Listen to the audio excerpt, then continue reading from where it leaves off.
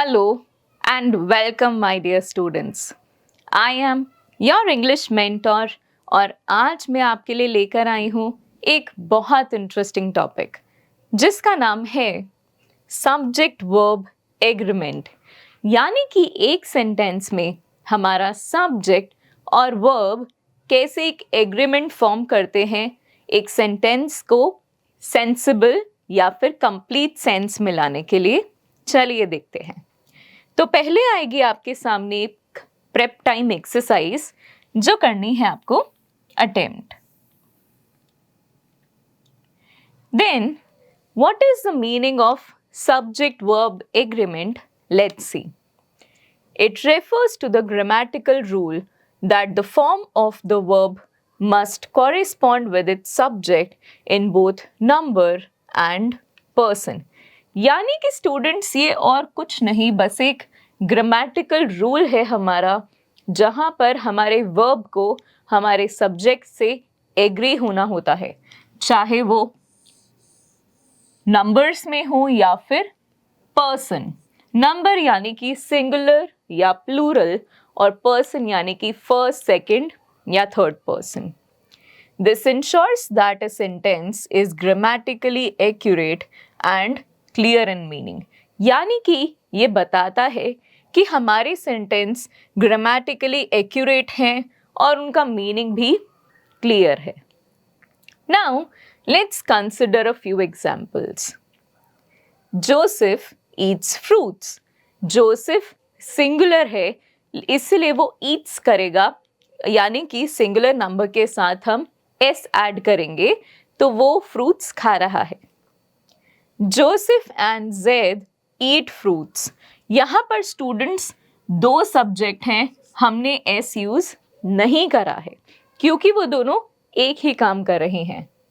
Either Joseph और Zaid eats fruits, singular either of the to.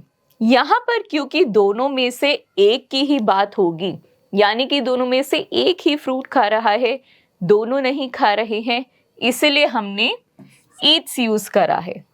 तो अब आप सोच रहे होंगे कि मैम ये तो बहुत कंफ्यूजिंग है।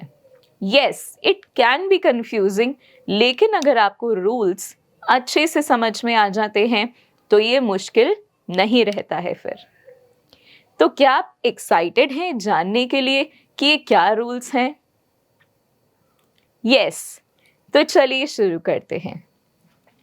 Now the golden rules of subject verb agreement.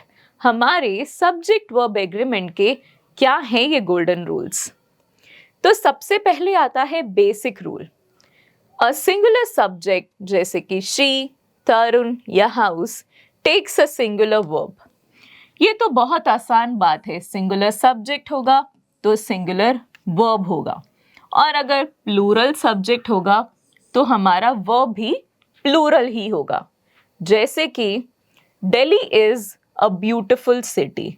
Delhi भी एक है और इज हमारा वर्ब भी एक के बारे में बात कर रहा है। पीयूष कीप्स अ पेट। पीयूष एक पेट रखता है, तो पीयूष और कीप्स दोनों सिंगुलर हैं। But I person, I first person जो आई है और सेकंड पर्सन जो यू है, उनके साथ हम प्लूरल वर्ब्स ही यूज करते हैं। जैसे कि आई हैव अ रैबिट, मेरे पास एक रैबिट है। तो हमने यहाँ पर एक नई चीज समझी है, आई और यू के साथ में हम प्लूरल वर्ब्स ही यूज करते हैं। जैसे कि हम आई हैज नहीं, आई हैव बोलेंगे। यू आर ब्यूटिफुल, यू तो एक ही है लेकिन हम इज यूज नहीं करेंगे, उसके साथ प्लूरल वर्ब ही यूज करेंगे। तो ऐसा समझो ये हमारा एक रूल है। Now let us explore other rules of the agreement. हम अब और भी रूल्स के बारे में समझेंगे इस चैप्टर में। A subject will come before a phrase beginning with of, यानी कि हमारा सब्जेक्ट फ्रेज के स्टार्टिंग में आएगा ऑफ के साथ में। दिस इज अ की रूल फॉर अंडरस्टैंडिंग सब्जेक्ट्स। ये हमें सब्जेक्ट समझने में हेल्प करता है। The word of creates most subject verb mistakes. इस ऑफ की वजह से ना स्टूडेंट्स बहुत गलतियाँ आती हैं, इसलिए आपको ध्यान रखना है कि ये बिगनिंग में आता है कोई फ्रेज के। Like the price of those clothes are exorbitant, यानी कि ये इनकरेक्ट है कि उन क्लोथ्स के प्राइस जो हैं वो बहुत ही ज़्यादा हैं। The price of those clothes is exuberant, यानी कि उन क्लोथ्स के प्राइस बहुत ज़्यादा हैं, तो हम यहाँ पर इज यूज करेंगे ना कि are. Now rule number 2, two singular subjects connected by or, either or neither nor require a singular verb। अगर हमने दो सिंगुलर सब्जेक्ट्स को साथ में लेकर आए हैं और आइदर और या नाइदर नॉर यूज करके, तो हमारा वर्ब क्या होगा? सिंगुलर। माई फादर और my mother is coming to the school today. ऐसा हम इसलिए करें क्योंकि स्टूडेंट्स यहाँ पर ऑप्शन है, दोनों में से एक ही होगा, तो जब एक पर ही आना है तो हमारा वर्ब प्लूरल कैसे हो सकता है? यस, इसलिए या तो मेरे फादर या फिर मेरी मदर, दोनों में से एक ही आएगा। कहाँ पर? स्कूल में। Neither Navya nor Mahira is available. ना तो नव्या अवेलेबल है और ना ही माहिरा। आइदर जाकिर और पाखी is helping today with stage decorations. या तो जाकिर या फिर पाखी, इन दोनों में से कोई एक ही हेल्प करेगा आज की डेकोरेशंस में। सो अब आते हैं हमारे रूल नंबर 3 पर। द वर्ब इज एन और, आइदर और, नाइदर नॉर।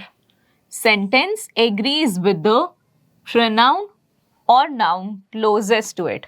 यानी कि स्टूडेंट्स, जब भी हमारे पास में दो बराबर के ऑप्शंस आए तो हमारा वर्ब जिसके भी ज़्यादा पास होगा ना, वो उससे ही एग्री करेगा। अगर वो सिंगुलर के पास में है ज़्यादा तो सिंगुलर, और अगर हमारी नाउन या प्रोनाउन प्लूरल है तो प्लूरल के साथ में। जैसे कि neither the books nor the notebook goes on that shelf. ना तो ये वाली बुक्स और ना ही ये नोटबुक वहाँ शेल्फ पर जाएगी। तो स्टूडेंट्स, हमारी नोटबुक हमारी वर्ब के ज़्यादा पास है। हमारी ये नोटबुक सिंगुलर है, इसलिए हमारा वर्ब भी सिंगुलर होगा। Neither the book nor the notebooks go on that shelf. लेकिन यहाँ पर हमारी बुक सिंगुलर है और हमारी नोटबुक्स प्लूरल हैं, इसलिए हमारा वर्ब जो कि ज़्यादा पास है ये वाले नाउन के, इसलिए हमने इसको भी प्लूरल में ही लिखा है।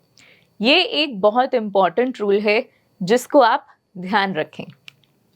Now comes rule number 4। As a general rule, use a plural verb with 2 or more subjects when they are connected by and। जब भी हमारे सेंटेंसेस and से कनेक्ट हो रहे हों तब आपको स्टूडेंट्स क्या करना है? आपको यूज करना है plural verb. A car and a bike are my means of transportation. I like apples and cherries। तो यहाँ पर भी मैंने like यानी कि प्लूरल फॉर्म यूज करा है, और आर यहाँ पर आया है हमारे कार और बाइक के साथ में। लेकिन इसी के कुछ एक्सेप्शंस भी हैं, जैसे कि breaking and entering is against the law. अगर आप कोई चीज़ तोड़ते हो और उसमें एंटर करते हो तो आप लॉ तोड़ रहे हो। Time and tide wait for none. Time और पानी की लहरें किसी के लिए भी नहीं रुकती हैं। The singer and the hero has arrived। तो जो सिंगर है और हीरो है वो आ चुके हैं। तो यहाँ पर स्टूडेंट्स हमने कुछ एक्सेप्शंस देखे हैं, किसके? इस रूल के। नाउ द ब्रेन फूड, यानी कि in these sentences breaking and entering, time and tide and the singer and the hero are compound nouns. क्योंकि ये कंपाउंड नाउन्स हैं, ये एक साथ में ही यूज होते हैं। मैं अगर चाहूं तो क्या मैं इनको अलग कर सकती हूँ? क्या मैं टाइम और टाइड को अलग कर सकती हूँ? नहीं, मैंने इनको कंपाउंड नाउन्स की तरीके से यूज करा है, इसलिए मैं इनको एक एंटिटी समझ रही हूँ। इसलिए यहाँ पर हमने इसके एक्सेप्शंस फॉर्म करे हैं। Now comes our rule number 5। The title of a book, name of a house और a hotel in plural takes singular verb. चाहे तो कोई बुक का टाइटल हो, या कोई घर का नाम हो, या कोई होटल हो प्लूरल में, लेकिन हमको सिंगुलर वर्ब ही यूज करनी है। जैसे कि the Arabian Nights has interesting stories, ये एक बुक का नाम है जो प्लूरल एस शो कर रही है, लेकिन हम एक सिंगुलर वर्ब यूज करेंगे क्योंकि वो पूरी बुक एक ही चीज है। वैसे ही the Sandals is a resort in Jamaica, the Sandals नाम का एक रिजॉर्ट है जमाइका में, तो वो एक ही तो है स्टूडेंट्स, इसीलिए हमने क्या करा है use? Is. Now here comes rule number 6. Nouns which are plural in form but singular in meaning usually take singular verb. Students, मैं आपको बस एक रूल बताती हूँ जिससे बहुत सारे रूल्स आपके सिंप्लीफाई हो जाएंगे। अगर हमारी सिंगुलर नाउन है तो साथ में सिंगुलर वर्ब ही आएगा। अब चाहे वो उसमें एस लगा हो या उसका मीनिंग प्लूरल हो, अगर वो सिंगुलर सेंस में है तो सिंगुलर वर्ब आएगा, और अगर वो प्लूरल सेंस में है तो प्लूरल वर्ब आएगा। जैसा कि यहाँ पर बताया गया है कि नाउन्स हैं तो प्लूरल, लेकिन उनका मतलब सिंगुलर है, तो ये तो अंडरस्टूड है कि हम वर्ब सिंगुलर यूज करेंगे। जैसे कि mathematics is a difficult subject, तो यहाँ पर मैथमेटिक्स में हमने एस यूज करा है, तो क्या ये प्लूरल है? एस है तो हाँ, लेकिन बात तो एक ही है, इसलिए हमने इज यूज करा है। वैसे ही economics is an interesting subject, measles is an infectious disease, काफी इन्फेक्शियस डिजीज है measles. The latest news is that the vaccine is effective, सबसे ज्यादा लेटेस्ट खबर है कि वैक्सीन इफेक्टिव है। तो चाहे इकोनॉमिक्स हो, मीजल्स हो या न्यूज हो, ये सब ही प्लूरल दिखा तो रहे हैं क्योंकि एस है, लेकिन मतलब इनका सिंगुलर है, इसलिए हमने यहां पर सिंगुलर यूज करा है अपना verb. Now the next rule, some nouns which appear to be singular in form but are plural in meaning usually take the plural verb. Again students, a repetition. भाई हमको लग रहा है कि वो सिंगुलर है, लेकिन वो तो प्लूरल है, तो हमारा वर्ब भी तो प्लूरल होगा। वो कहे कुछ भी रहे हो, उनका मतलब जो भी है हमें उसी फॉर्म में हमारी वर्ब को रखना है। जैसे कि the police have arrested the culprit, तो क्या पुलिस एक है? नहीं, अगर एक होती तो हम लिखते द पुलिस मैन हैज, तब हम हैज यूज करते, लेकिन पुलिस तो बहुत सारी है, इसलिए हमने हैव यूज करा है। India have one the match, India भी हमारा प्लूरल मतलब रखती है, यानी कि इंडिया एक इंसान की नहीं है, बहुत सारे लोगों की है। Now rule number 8, class nouns such as food, furniture, clothing, etc. take a singular verb. अगर हम बस एक ही क्लास की बात कर रहे हैं तो हमारा वर्ब सिंगुलर होगा। अब अगर बात फूड, फर्नीचर या कपड़ों की हो तो हम इज या फिर सिंगुलर वर्ब ही यूज करते हैं। The furniture is very old, furniture एक तो नहीं है, लेकिन सारे एक ही कैटेगरी में आ रहे हैं, इसलिए हमने सिंगुलर वर्ब यूज करी है। This imported cutlery is very costly. ये जो कटलरी हमने इम्पोर्ट करी है ना, ये बहुत महंगी है। Her clothing consist of a bullet proof jacket, a blue pair of trousers and some other items. तो हमने जो कपड़े मंगाए हैं उसमें क्या है, एक बुलेट प्रूफ जैकेट, एक ब्लू पेयर ऑफ ट्राउजर्स और भी कुछ items. Now here comes the next rule. Rule number 9. Some nouns which appear to be plural in form when preceded by a pair of take a singular verb. यानी कि जब भी हम a pair of की बात करते हैं तो हमें लगता तो है ये प्लूरल हैं, लेकिन ये एक ही हैं। जैसे पेयर ऑफ शूज, तो क्या ये दो हो गए? नहीं। क्या आप बस एक शूज पहन सकते हो? नहीं। तो वो हमेशा पेयर्स में ही रहते हैं। Pair of scissors, pair of trousers, क्या सिजर बस एक ब्लेड की हो सकती है? नहीं। क्या ट्राउजर सिर्फ एक पैर का हो सकता है? नहीं। तो ये हमारे प्लूरल फॉर्म में तो जरूर हैं, लेकिन बात तो एक की ही कर रहे हैं। जैसे कि a pair of shoes has worn out, ये पेयर ऑफ शूज अब घिस चुका है। A pair of scissors was taken out of the drawer, एक पेयर ऑफ scissors को निकाला गया था ड्रॉर में से। ये एक ही सिजर है students. A pair of trousers was washed by the servant, तो ट्राउजर्स वॉश करे थे किसने? सर्वेंट ने। Now, but when these nouns are used without a pair of, they take a plural verb.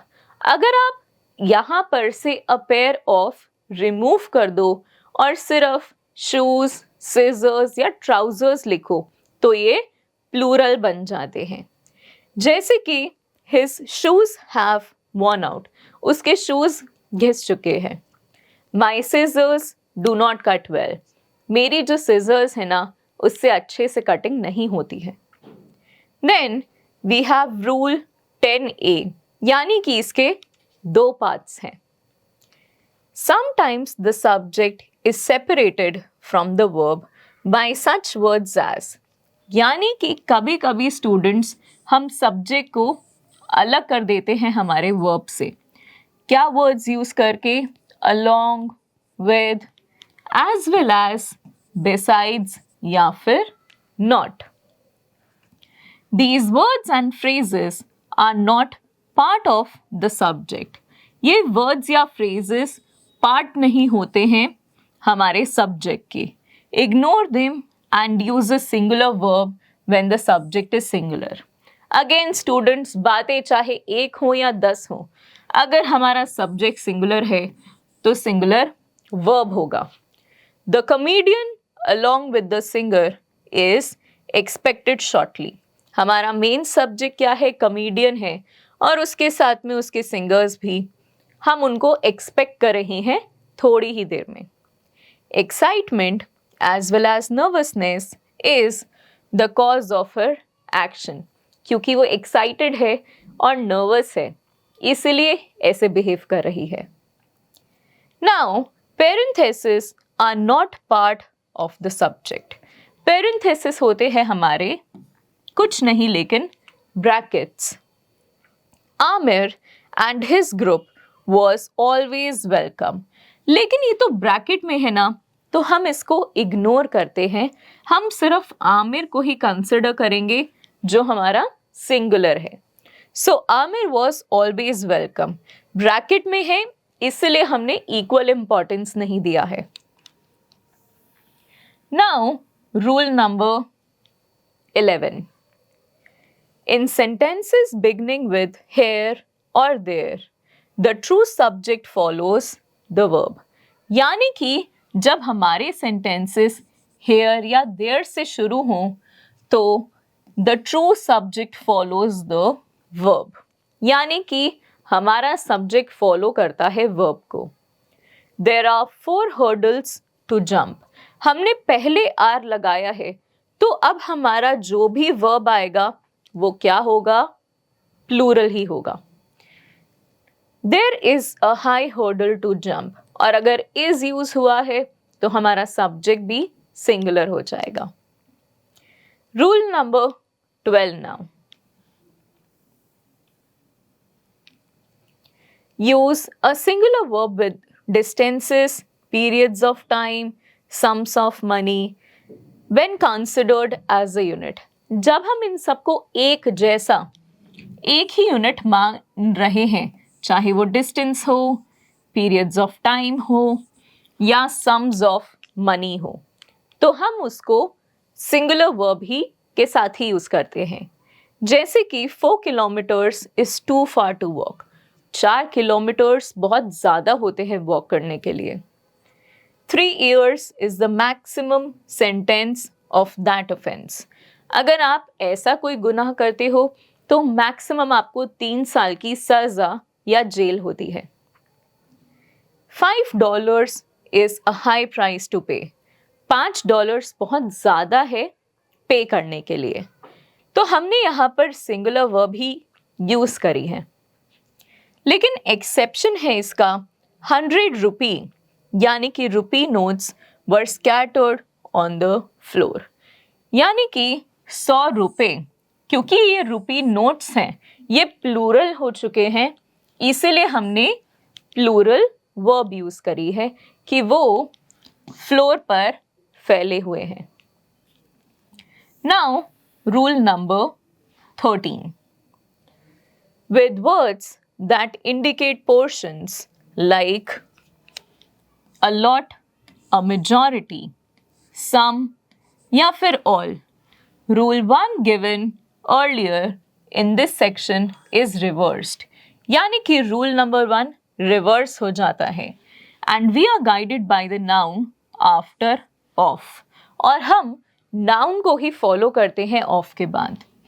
If the noun after of is singular, use a singular verb, और अगर plural है तो plural use करो। तो यहाँ पर हमने ऑफ के बाद देखा है, अगर सिंगुलर नाउन है तो सिंगुलर वर्ब, प्लूरल नाउन है तो प्लूरल वर्ब। कौन से केस में है ये स्टूडेंट्स? जहां पर हमारे पोर्शंस इंडिकेट होते हैं। A lot of the pi has disappeared, बहुत सारी पाई डिसअपीयर हो गई है।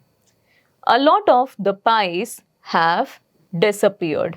एक पाई तो has, pies यानी कि प्लूरल तो have, और हमारा यहाँ पर of बाद में यूज हो रहा है। All of the pie is gone, सारी की सारी पाई जा चुकी है। All of the pies are gone। Students, दोनों ही सेंटेंसेस का आई रिपीट मतलब सेम है, लेकिन हमारा वर्ब डिपेंड करता है हमारे नाउन के नंबर पे। अ third of the city is unemployed, यानी कि 1/3 जो हमारी सिटी है वो अनएम्प्लॉयड है।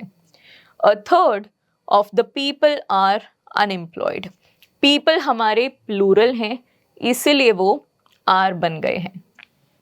Now rule number 14, with collective nouns such as group, jury, family, audience, population, the verb might be singular or plural। यानी कि जब हम बात करते हैं कोई भी हमारे कलेक्टिव नाउन की, क्या ग्रुप एक इंसान का होता है? नहीं। क्या जूरी एक जज की होती है? नहीं। क्या फैमिली एक इंसान की होती है? नहीं। तो ये सब हमारे कलेक्टिव नाउन्स हैं जिनको हम एक यूनिट मानते हैं, एक ही कंसिडर करते हैं। अब हम जिस भी सेंस में उनको शो करना चाह रहे हैं उसी तरीके से, यानी कि राइटर्स के इंटेंट के हिसाब से हम अपनी वर्ब यूज करते हैं। All of the family has arrived और हैव अराइव्ड, दोनों ही सही हैं, लेकिन डिपेंड करता है राइटर किस वे में बोलना चाहता है। Most of the jury is here और आर हेयर, ज्यादातर जूरी आई है या फिर आर, सिंगुलर और प्लूरल डिपेंड करता है सिर्फ राइटर के इंटेंशन पे। Now the last rule, the word were replaces was in sentence that express a wish or are contrary to the fact। यानी कि हमारा वर रिप्लेस कर देता है was को सेंटेंसेस में जहां पर हम अपनी कोई विश या फिर कोई contrary to the fact show करते हैं। जैसे कि if Mukul were here you would be sorry, अगर मुकुल यहां होता तो आपको बुरा जरूर लगता। Now this was all about our subject verb agreement. I hope आपको ये सारे कॉन्सेप्ट्स और गोल्डन रूल्स अच्छे से समझ में आए होंगे। लेकिन अगर आप चाहो तो इन रूल्स को सम अप करके इतना समझ सकते हो कि सिंगुलर नाउन के साथ सिंगुलर वर्ब आएगी और प्लूरल नाउन के साथ प्लूरल वर्ब आएगी। तो क्या आप रेडी हैं एक्सरसाइजेस अटेम्प्ट करने के लिए? यस, तो चलिए शुरू करते हैं। Choose the best option from the brackets for the following sentences. आपको सबसे ज्यादा एप्रोप्रिएट ऑप्शन चूज करना है जो आप यहां पर इनको फिल करने के लिए हेल्प करेंगे। The MD as well as the board members allow or allows it। तो MD as well as हमने यूज करा है, तो यहां पर हमारा आएगा allows, कि वो अलाउ करते हैं यहां पर आने के लिए। इंडिया हैज और have a big navy. India क्योंकि काफी बड़ा है, so India has a big navy. Next is the committee is or are divided on this particular issue. The committee is divided on this particular issue. Committee एक collective noun है, यानी कि वो एक की ही बात कर रहा है। और ऐसे ही आपको करने हैं बचे हुए पार्ट्स भी attempt. Now tick the sentences in which the subject agrees with the verb. Correct the sentences that are incorrect. आपको टिक मार्क करना है उन सेंटेंसेस को जिसमें हमारा सब्जेक्ट एग्री कर रहा है वर्ब से, और उन सेंटेंसेस में जहां पर सब्जेक्ट और वर्ब एग्री नहीं कर रहे हैं उनको ठीक करना है। Here is the papers you asked for. No students, ये गलत है। Here are, क्योंकि पेपर्स हमारा प्लूरल है। Politics play an important part in our lives. Politics plays an important part in our lives. Pride and Prejudice is an interesting novel by Jane Austen. Jane Austen ने बहुत ही interesting novel लिखा है pride and prejudice. तो ये एक correct sentence है क्योंकि ये नॉवल यानी कि एक बुक का टाइटल है और साथ में इज यूज हुआ है। Now you have to attempt the other parts like this only and let's come on to the next question. So rearrange the words to form meaningful sentences. आपको इन्हें एक सही स्ट्रक्चर में लिखना है और उनको मीनिंगफुल बनाना है। Add suitable punctuation marks. आपको सही punctuation marks भी यूज करने हैं। So, or have coffee, you either tea can. You can either have tea or coffee.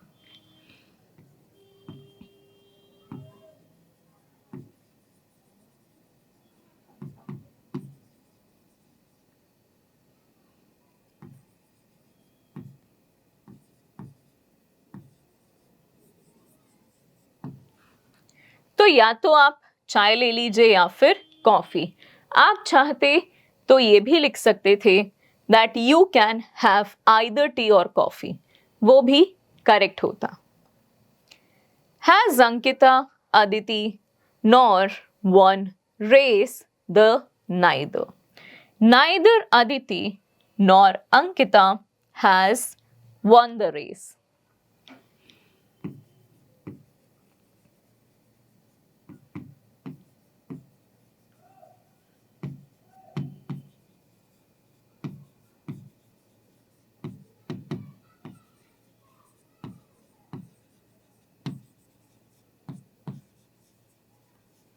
कि दोनों में से कोई भी रेस नहीं जीता है और ऐसे ही आपको करने हैं बचे हुए 5 भी attempt. Now the next question. Match the entries of the 3 columns given below to frame meaningful sentences. Only verbs in column B may be repeated in completing sentences. आपको इन तीनों कॉलम्स को मैच करना है और सिर्फ कॉलम बी के words ही repeat हो सकते हैं. सो द ज्यूरी, ज्यूरी के साथ में हम कैसी वर्ब यूज करते हैं, सिंगुलर या प्लूरल? सिंगुलर. तो यहां पर हम यूज करेंगे is. The jury is. And then यहां पर जो हमारे पास रेस्ट ऑफ द सेंटेंस है उसमें से आएगा is divided in their opinions. जो ज्यूरी है वो बटी भी है अपने ओपिनियन से. My friends and his benefactor, यानी कि मेरे फ्रेंड्स और उनके हेल्प या फिर सपोर्ट करने वाले लोग. अब यहाँ पर ये प्लूरल हो गया है तो हम यूज करेंगे आर डाउन विथ फीवर. उनको सबको ही बुखार है और ऐसे ही आपको करने हैं बचे हुए 5 भी attempt. Now you are going to consider the drill and skill exercise along with ears on alert and life skill lesson. I hope आपको ये चैप्टर अच्छे से समझ में आया होगा और मैं मिलूंगी आपसे बहुत जल्द और भी बहुत नए कॉन्सेप्ट्स के साथ में. Till then, take care of yourself and bye bye.